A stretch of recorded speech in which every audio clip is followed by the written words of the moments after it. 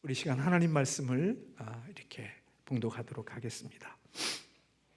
느헤미야 1장 1절에서 11절에 있는 말씀입니다.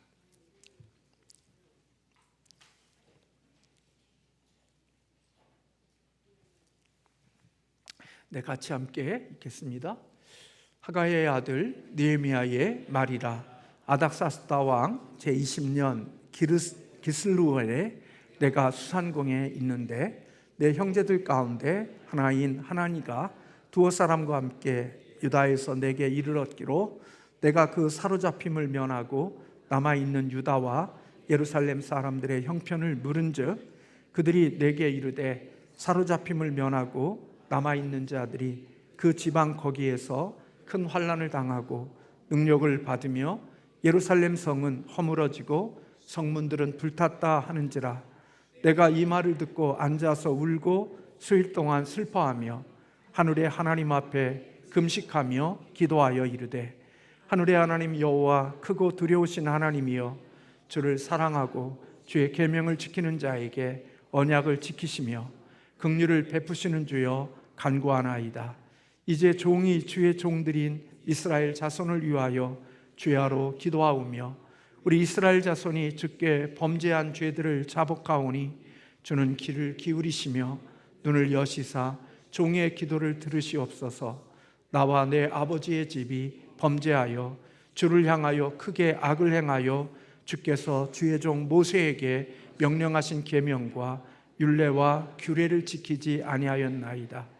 옛적에 주께서 주의 종 모세에게 명령하여 이르시되 만일 너희가 범죄하면 내가 너희를 여러 나라 가운데에 흩을 것이요 만일 내게로 돌아와 내 계명을 지켜 행하면 너희 쫓긴 자가 하늘 끝에 있을지라도 내가 거기서부터 그들을 모아 내 이름을 두려고 택한 곳에 돌아오게 하리라 하신 말씀을 이제 청하건대 기억하옵소서. 이들은 주께서 일찍이 큰 권능과 강한 손으로 구속하신 주의 종들이요 주의 백성이니이다. 주여 구하오니 귀를 기울이사 종의 기도와 주의 이름을 경외하기를 기뻐하는 종들의 기도를 들으시고 오늘 종이 형통하여 이 사람 앞에서 은혜를 입게 하옵소서 하였나니 그때 내가 왕의 술 관원이 되었느니라. 아멘. 네, 2월 달에는 우리 하나님께 쓰임받는 사람에 대한 말씀들을 좀 나누고 있습니다. 성실한 사람에 대한 그런 부분들도 우리 한번 말씀을 나누었고요. 오늘 또한 역시 같이 그러한 주제로 하나님의 말씀을 나누고자 합니다. 어느 공동체나 또 어떤 사람들에게 쓰임받는 사람들의 모습을 보면 그들에게는 나름대로 쓰임받는 이유가 있고 또 원인이 있습니다. 그들에게는 다른 사람들이 가지지 못한 큰 그림을 가지고 있고 또 그 그림을 이루기 위한 책임감이 그들 가운데 있음을 보게 됩니다. 오늘 본문의 주인공인 느헤미야는 유다 백성들이 바벨론에 포로되어져 갔을 때 그 땅에서 태어난 유대인이었습니다.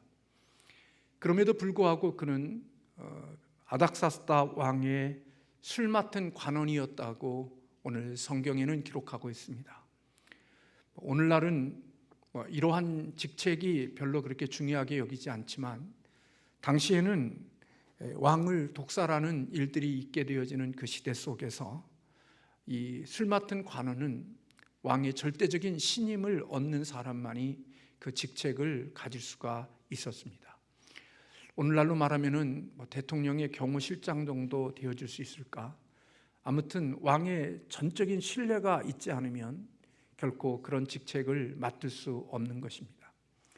이처럼 느헤미야는 비록 유대인이었지만 나름대로 그 사회 속에서 이런 중요한 역할과 사회적인 주위에 오를 수 있는 나름대로 성공적인 삶을 산 탁월한 사람이라고 말씀드릴 수 있습니다. 그런 느헤미야가 어느 날 고국을 방문하고 돌아왔던 친구들 가운데 하난이라는 사람을 통해서 고국의 그 어떤 모습인지를 묻고 하나님으로부터 고국의 안타까운 소식을 듣게 되었습니다. 3절의 말씀에 보면 사로잡힘을 면하고 남아있는 자들이 그 지방 거기에서 큰 환난을 당하고 능욕을 받으며 예루살렘은 성은 허물어지고 성문들은 불탔다 하는 소식을 듣게 되어집니다. 이렇게 고국의 예루살렘과 그리고 그곳에 사는 사람들이 고통과 그리고 환난과 능욕과 그리고 그들이 살아가는 삶의 현장이 철저히 파괴되어지고 무너졌다는 소식을 들은 이 느헤미야의 반응은 오늘 읽은 4절의 말씀에 보면 그가 그 말을 듣고 앉아서 울고 수일 동안 슬퍼하며 하나님 앞에 금식하며 기도했다, 그렇게 기록하고 있습니다. 느헤미야는 고국의 안타까운 소식을 듣고 울고 수일 동안 기도했다. 그냥 기도한 게 아니라 슬퍼하며 금식하며 기도했다는 것입니다. 이것은 느헤미야가 비록 포로되어진 땅에서 나름대로 안전한 삶을 살고 있음에도 불구하고 그의 마음은 조국 이스라엘 그 땅과 그곳에 있는 성에 대한 사람들에 대한 사랑함이 그의 마음속에 있었음을 우리에게 보여주고 있는 것입니다. 그리고 자신의 힘으로는 이 고국이 처해 있는 이 처절하고 아픈 환경을 변화시킬 수 없기에 그는 하나님께 기도하고 금식하며 간구하고 있는 것입니다. 이것은 고국이 처해 있는 현실을 외면하지 아니하고 그 현실을 바라보는 아픔이 오늘 느헤미야에게 있었다는 것입니다. 6절의 말씀에 보면 이스라엘 자손을 위하여 주야로 기도하며 이스라엘 자손이 주께 범죄한 죄들을 자복했다, 그렇게 기록하고 있고 7절에 보면 이스라엘 백성들이 주를 향하여 크게 악을 행하여 주께서 모세에게 명령하신 계명과 율례와 규례를 지키지 아니한 이유로 인하여 그 땅이 그렇게 황폐하게 되어졌음을 회개했습니다.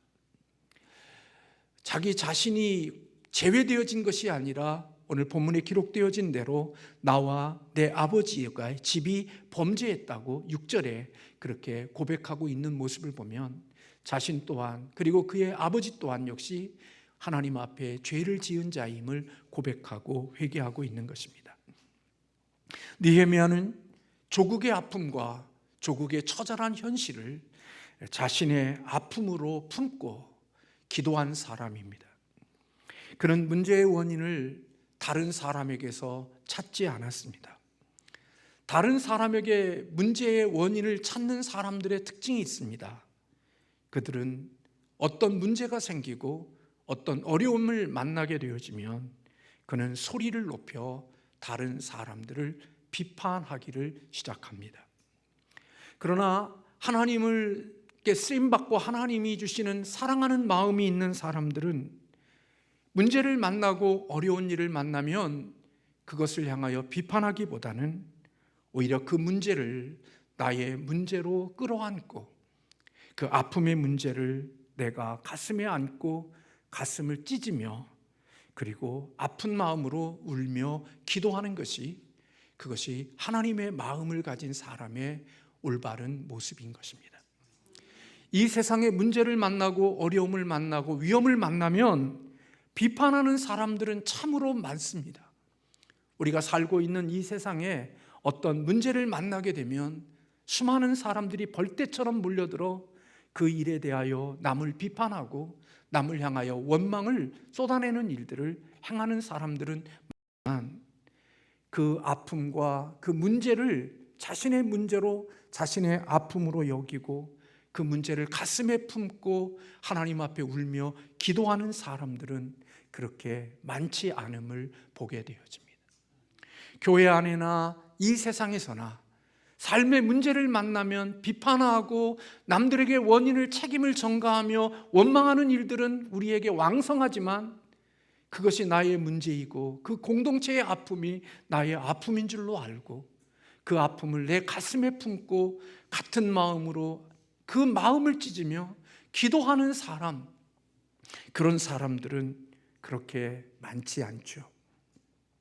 느헤미야는 조국의 아픔을 가슴에 안고 울며 기도하면서 하나님 앞에 그 땅의 회복을 위하여 기도하고 또 그 하나님의 그 회복을 기억하며 주님께 부르짖고 있습니다. 9절의 말씀에 보면 주께서는 모세를 통해 만일 너희가 범죄하면 내가 너희를 여러 나라 그리고 여러 나라 가운데 홀를 흩을 것이요 만일 내게로 돌아와 내 계명을 지켜 행하면 너희가 하늘 끝에 있을지라도 거기서부터 그들을 모아 택한 곳으로 돌아오게 하리라 하는 언약의 말씀을 느헤미야는 기억했습니다. 비록 죄와 범죄함으로 인하여 흩어진 우리들이지만, 그리고 이렇게 처절하고 강팍하고 척박한 삶을 살고 있지만, 하나님께로 돌아오면, 그리고 하나님의 말씀을 지키고 하나님의 기뻐하시는 자리로 돌아오게 되면 비록 하늘 끝에 가 있다 할지라도 하나님께서 그들을 다시 포기하지 않으시고 회복시키실 것이라는 하나님의 언약을 지키며 기억하며 하나님께 기도하고 있는 것입니다. 그는 이렇게 기도하면서 하나님이 귀한 역사를 위하여 자신이 하나님 앞에 쓰임받기를 원하고 있습니다. 11절의 말씀에 보면 그렇게 기록되어져 있습니다. 주여 구하오니 귀를 기울이사 종의 기도와 주의 이름을 경외하기를 기뻐하는 종들의 기도를 들으시고 오늘 종이 형통하여 이 사람 앞에서 은혜를 입게 하옵소서 하였나니. 느헤미야는 조국의 아픔과 조국의 처절한 현실을 놓고 그 아픔을 가슴에 껴안고 마음을 찢으며 기도하는 기도가 그에게 있었지만 그는 기도하는 것으로 모든 것이 끝나지 않았다는 것입니다. 그는 이스라엘의 무너진 성벽과 그 처절한 아픔을 다시 세우지는 일에 자기 자신이 하나님 앞에 쓰임받기를 원하고 있음을 우리는 기도하는 가운데 속에 그가 그런 마음을 가졌음을 본문은 우리에게 가르쳐주고 있습니다. 느헤미야는 하나님께 자신이 그 일을 할 수 있도록 무너진 땅, 척박한 그 땅을 다시 하나님이 일으키시고 세우시고 회복시키시는 그 일을 위하여 하나님, 내가 그 일에 쓰임받을 수 있는 자가 되게 해달라고 하나님께 기도하고 있는 것입니다. 그래서 느헤미야는 하나님께서 그 일을 행할 수 있도록 왕의 마음을 움직여 달라고 오늘 기도하고 있습니다. 느헤미야가 지금 어떤 자리에 있습니까? 11절 하반절 마지막 절에 보면 그때에 내가 왕의 술관원이 되었다 그렇게 기록되어지고 있습니다. 여러분, 느헤미야는 시시한 삶을 사는 사람이 아닙니다. 그는 권력의 높은 자리에 있었고 최고의 권력자의 신뢰를 받는 사람이었습니다. 1절에 기록되어진 대로 그는 수산궁에서 살아가는 그런 삶의 평안함과 안전함과 풍요로움과 부족함이 없는 삶의 위치에 살았던 사람이 바로 느헤미야입니다. 그런데 여러분, 만약에 느헤미야가 하나님의 주시는 이 조국의 고국 땅에 있는 무너진 성벽을 다시 세우는 일을 위하여 자신이 그 일에 하나님께 쓰임받는 자가 되기를 원한다는 이 기도 속에는 그가 지금 누리고 있는 안전과 평안함과 풍요로움을 사실은 내려놓아야 한다는 의미가 포함되어져 있는 것입니다. 하나님의 이 귀한 일들을 위하여 내가 쓰임받는 자가 되어지려고 하면 그는 안전지대를 포기해야 되고 자신을 스스로 고난의 자리로 밀어 넣는 일이 있어야 되는 것입니다. 우리는 그것을 가리켜서 소명이라고 부릅니다. 소명은 사명을 수행하기 위해 내가 어떤 역할을 할 것인지를 선택하는 것, 그게 바로 소명입니다. 의사로 살아오는 삶, 의사가 되기까지 자신이 얼마나 치열하고 얼마나 힘든 삶을 살아와서 의사가 되어지고 전문의가 되어져 이제는 남은 인생이 정말 안정되고 풍요로운 삶을 살아갈 수 있는 모든 것들이 준비되어졌음에도 불구하고 어느 날 갑자기 세상 사람들이 보면 바보 같고 어리석은 사람처럼 그 모든 것을 내려놓고 신학교에 가서 공부를 하고 목사가 되고 그래서 오지의 땅에 복음을 증거하기 위하여 나가는 선교사가 되어진 사람들의 이야기를 가끔 듣습니다. 지나온 삶의 모습도 결코 쉬운 삶이 아니었고, 그리고 그렇게 대충 살아온 삶이 아니라 치열한 삶을 살아 나름대로 인생의 성공을 얻고 세상 사람들이 부러워할 수 있는 모든 것을 가졌음에도 불구하고 그 귀한 것들을, 그 소중한 것들을 내려놓고 자원하는 마음으로 자기 자신을 고난과 고통과 아픔과 눈물이 있는 척박한 땅에 자신을 스스로 밀어넣을 수 있는 것, 자원하는 마음으로 그곳을 갈 수 있는 것, 그것은 하나님이 그에게 주신 소명, 하나님이 그에게 부르심에 대한 자기의 역할이 무엇인지를 발견한 사람들이 할 수 있는 일이라는 것입니다. 폼 잡기 위해서, 자기 영광과 자기 만족과 자기 기쁨을 위해서 그런 삶을 선택하는 것이 아니라 하나님이 나를 통하여 이루고자 하시는 뜻이 무엇인지, 하나님이 나를 위하여 하시고자 하시는 일이 무엇인지를 발견한 사람, 그 하나님의 주신 역할이 무엇인지를 발견했기에 그 하나님의 주신 역할을 붙든 사람, 그 사람이 바로 소명자라는 것입니다.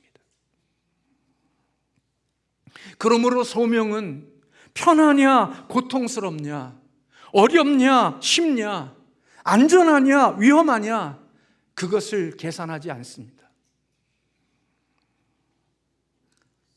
내 인생 속에 살면서 쉬운 길이냐 어려운 길이냐, 거기 가면 보수가 많냐 적냐, 내가 그곳에 가면 편안할 수 있느냐 어렵냐, 그것을 따지고 묻고 길을 걷는 게 아니라 하나님의 소명을 따라 살아가는 사람들은 그것이 나를 통하여 하나님의 원하시는 역할이 그것이냐를 발견한 사람들, 그들은 그것에 대하여 따지지도 않고 묻지도 않고 계산하지도 않고 그 일을 선택하고 그 길을 걸어갈 수 있는 사람, 그게 바로 소명자라는 것입니다.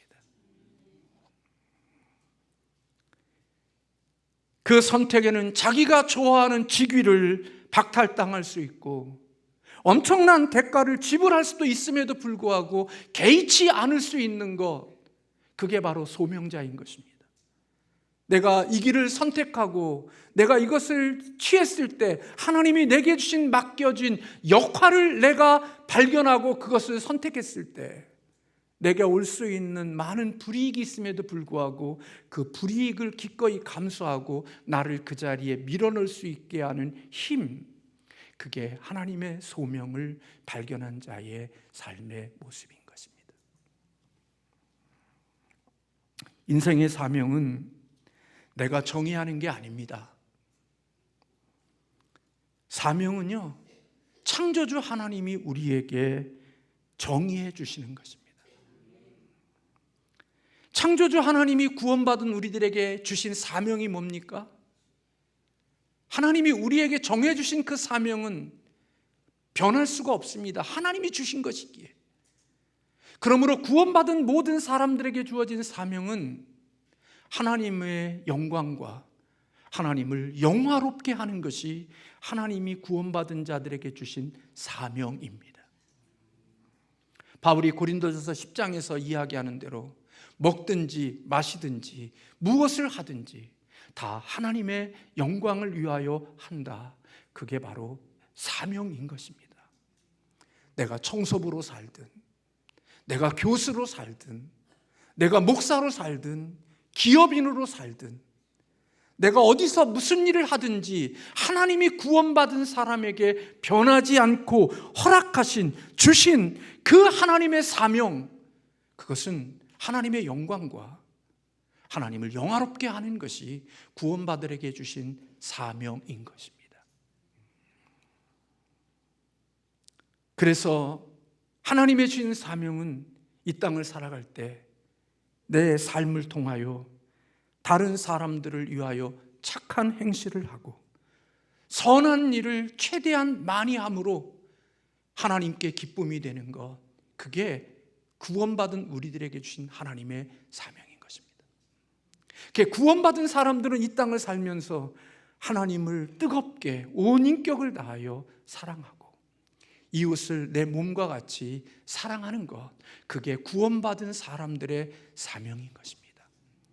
내가 아버지의 역할을 하든, 내가 교수로서 그 역할을 하든, 직장에서 내가 무엇을 하든 내게 살아가는 삶의 현장 속에서 구원받은 자들에게 주신 하나님의 사명은 나의 살아가는 삶 속에서 하나님을 뜨겁게 사랑하고 이웃을 사랑함으로 말미암아 많은 사람들에게 선을 영향력을 끼치고 선한 일을 할 수 있게 하는 것, 그게 하나님이 구원받은 우리들에게 영원히 변하지 않는 사명인 것입니다. 그리고 그 사명을 이루어가기 위해서 하나님이 각자에게 주신 것, 그게 바로 소명인 것입니다. 그 하나님의 영광과 이웃을 세워가기 위하여 선한 일을 할 수 있도록 하기 위하여 하나님이 우리 각자에게 자유적으로 하나님이 허락하셨던 것, 그게 바로 소명인 것입니다. 그러므로 그 소명은 다 동일하게 소명을 갖고 있지 않습니다. 어떤 사람에게는 이런 소명을 주시고 어떤 사람에게는 저런 소명을 주셔서 각자 하나님의 부르심에 그것이 다를 수 있지만, 하나님의 영광을 위하여 내가 하나님의 그 부르심 앞에 내가 그것을 스스로 자원하는 마음으로 선택하는 것, 그게 바로 소명인 것입니다. 필립 브룩스는 내 능력에 맞는 일을 달라고 하나님께 기도하지 말고 주어진 일을 감당할 수 있는 능력을 달라고 기도하라, 그렇게 이야기했습니다. 내 수준에 맞는 능력, 내 실력에 맞는 능력을 하나님께 구하지 말고 하나님이 나를 부르시고 하나님이 내게 선택하여 나에게 주신, 내가 그 일을 할 수 있는 역할을 주셨을 때 그 역할이 어떤 역할이든지 그 역할을 감당할 수 있는 능력을 달라고 하나님께 기도하는 자가 되라고 이야기한 겁니다. 자기 좋아하는 일, 자기 마음에 맞는 일들 하기 위하여 기도하고 그런 능력을 달라고 하는 게 아니라 하나님이 나를 부르시고 주의 영광을 위하여 나를 그곳에 있게 하신 그 역할을 내가 감당할 수 있는 능력을 위하여 기도하라는 것입니다. 느헤미야는 기도하는 가운데 하나님의 영광을 위한 자신의 역할이 무엇인지를 발견했습니다. 내가 하나님의 영광을 위하여 하나님을 영화롭게 하는 삶을 위하여 그리고 이웃을 유익하게 하고 이웃에게 선한 것을 줄 수 있기 위한 하나님이 이 시대에 그때에 나에게 주어진 역할이 무엇인지를 자기 스스로 깨닫고 알게 되어진 것입니다. 그것은 황폐하게 되어진 무너진 예루살렘의 성벽을 재건하는 것, 그것이 하나님이 자신에게 이 시대에 하나님이 그에게 주어진 역할이라고 하는 하나님의 부르심에 대한 감동이 그에게 있었던 것입니다. 사명을 발견한 사람, 그리고 하나님의 소명을 붙잡은 사람, 그들은 사명과 소명 때문에 하나님 앞에 구체적인 목표를 갖게 되어집니다. 하나님의 소명이 있는 사람은, 소명은 하나님의 부르신 일이기 때문에 그 일을 이루기 위한 하나님의 구체적인 목표가 있게 되어집니다.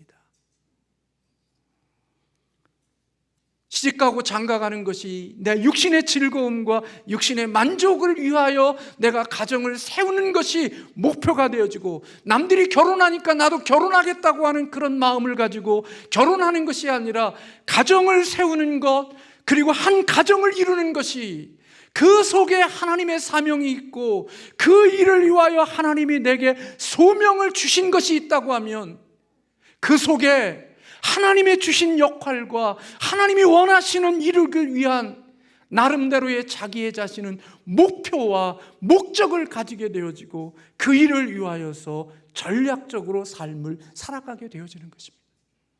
자녀를 낳아도 그냥 낳는 게 아니라, 자녀를 낳은 이후에도 이 자녀를 하나님이 우리 가정에 주신 이유가 하나님을 영화롭게 하고 하나님께 영광을 돌리기 위하여 이 자녀를 하나님이 주셨고, 나는 그 자녀를 양육할 수 있는 소명이 내게 있음을, 아버지로서 어머니로서의 그 소명이 내게 있음을 깨닫고, 그 자녀를 그냥 세상에 성공하는 자로 키우는 것이 아니라 하나님의 영광을 위하여 세우기 위하여 그 어린아이를 가슴에 품고 기도하며 말씀으로 먹이며, 그가 하나님이 기뻐하시는 온전한 사람으로 세워질 수 있는 그 일을 위하여 목표를 정하고 전략을 가지고 인생을 살아가는 사람이 되는 것, 그게 바로 소명을 가진 자의 삶이라는 것입니다. 그러니까 소명을 따라 사는 사람은 많지 않습니다. 내 기쁨과 내 좋음과 내 만족과 내 즐거움을 위해서 살지, 하나님이 내게 주신 가정의 소명, 내가 세상 속에 보내는 직장에서의 하나님이 내게 주신 소명, 하나님이 교회에 있게 하신 하나님의 소명, 이 하나님이 나에게 주신 이 역할의 소명을 발견하고 그 소명을 위하여 자신의 삶을 드리며 살아가는 사람들이 그렇게 많지 않을 수 있다는 것입니다. 내 즐거움, 내 만족, 내 기쁨, 내 유익, 그것을 위해서 이 땅을 살아가지, 하나님이 나를 교회의 목사로, 교회의 직분자로, 아버지로, 아내로, 세상 속에서 나에게 그런 직장인으로 하나님이 거기에서 나를 세우신 것이, 이 일을 통하여 하나님의 영광과 하나님을 영화롭게 하고, 그리고 그 일을 통하여 이웃들을 유익하게 하는 일을 위해서 하나님이 나에게 주어진 역할이 있음을 믿고 그 역할을 붙잡고, 그 일을 위하여서 세상 사람들이 보기에는 바보 같고 어리석고 천치 같아 보이는 그 일에도 불구하고 개의치 않고 그 길을 자원함으로 끝까지 그 길을 포기하지 않고 갈 수 있는 사람, 그게 바로 하나님께 쓰임받는 사람이고 하나님이 찾으시는 사람이라는 말입니다.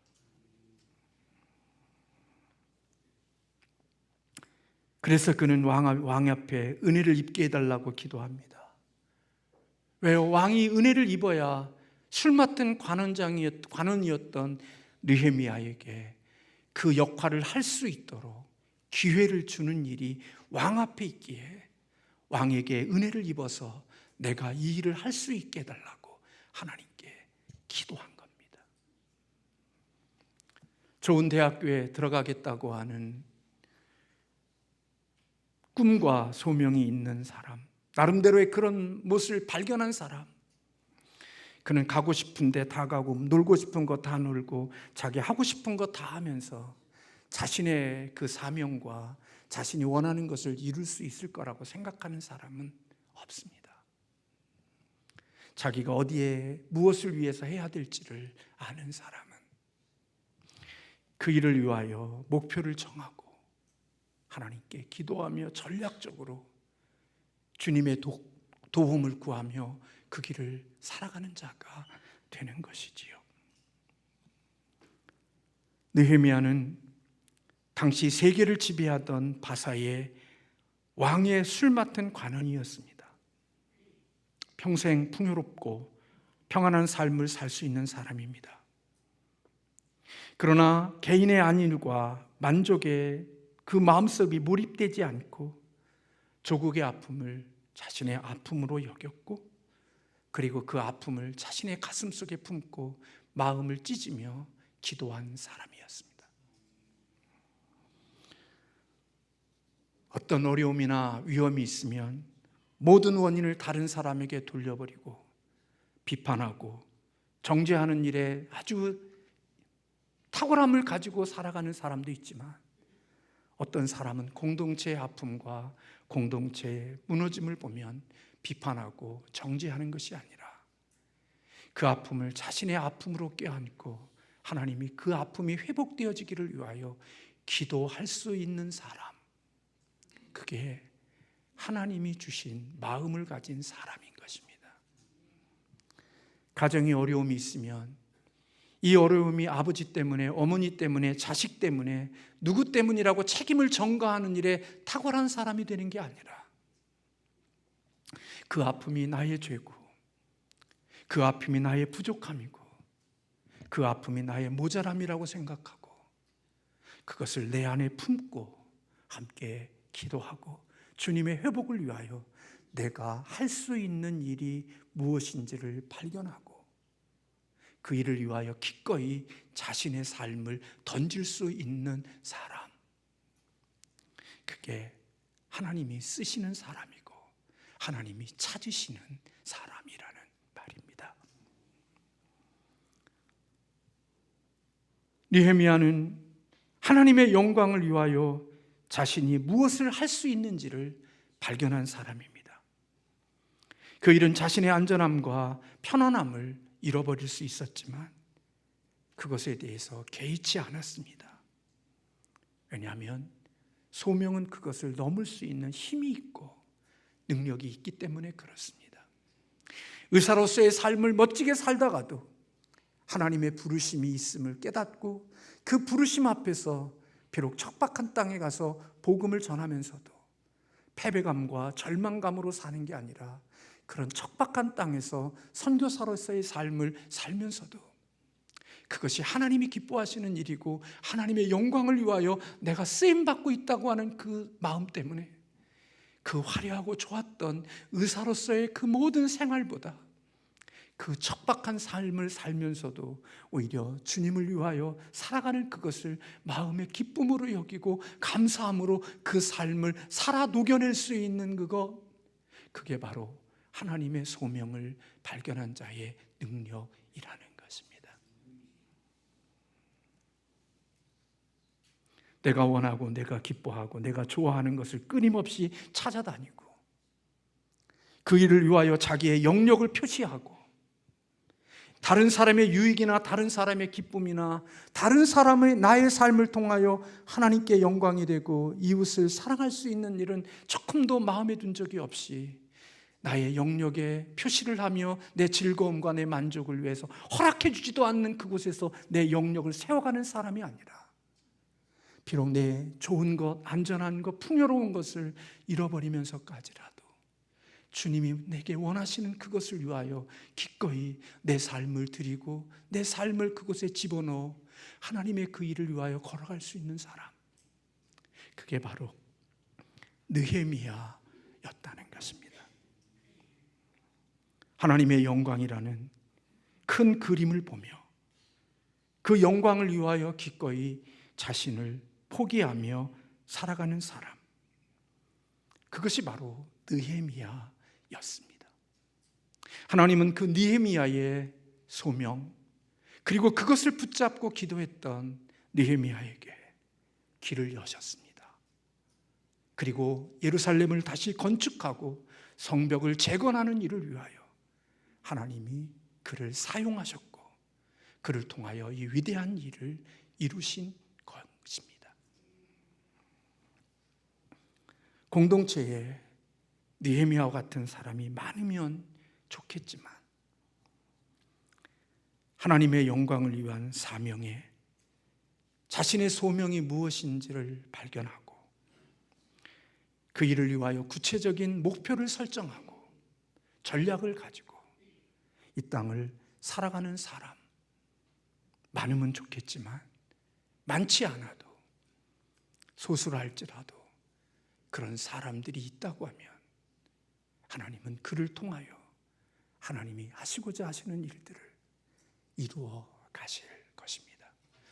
소명 없이 살아가는 1000명의 사람보다 하나님의 사명과 소명을 붙들려 하나님의 소명 앞에 이끌음을 받는 적은 무리가 훨씬 더 하나님의 영광을 위하여, 하나님의 기쁨을 위하여 멋지게 쓰임받는 행복한 그리스도인이 되어질 수 있을 것입니다. 이런 은혜가 저와 여러분에게 있기를 주님의 이름으로 축복합니다. 기도하겠습니다.